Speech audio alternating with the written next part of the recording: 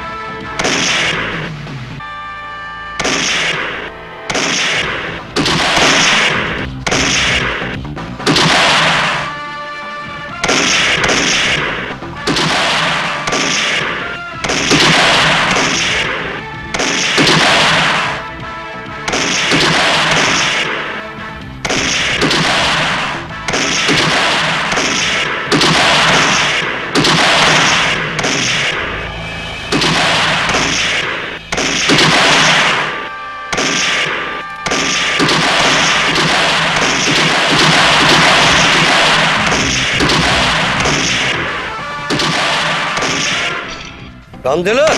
यादा गोली तो खत्म थी हो अच्छा अल्लाह खत्म थिया त पोइ भॼो पोइ हाणे छा चले मरूं ठीक है हल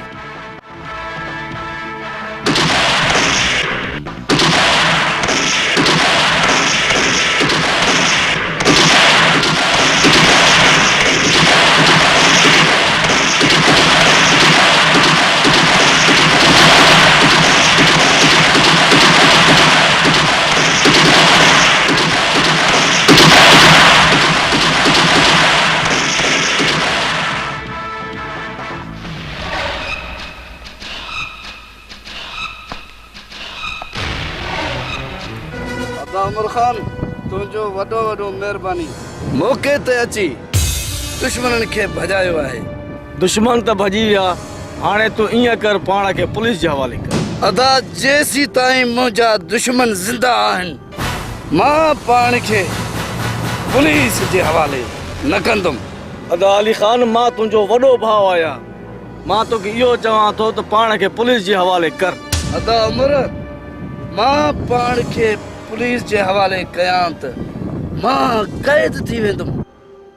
मां अगरि कैद थियुमि त पोइ मुंहिंजो मोहबत बि कैद थी वेंदो ठीक है तू मुंहिंजी ॻाल्हि नथो मने कॾहिं न कॾहिं दुश्मन जे गोलियुनि जे निशाने में अची वेंदी अदा उमर इहो मुंहिंजे क़िस्मत जी ॻाल्हि आहे मां मरां या बचां अदा अली खान मुंहिंजो चवण वटि पंहिंजी ज़िंदगी बर्बाद न कर पाण खे पुलिस जे हवाले कर अदा तुंहिंजो वॾो वॾो महिरबानी तूं मुंहिंजो जान बचायो मां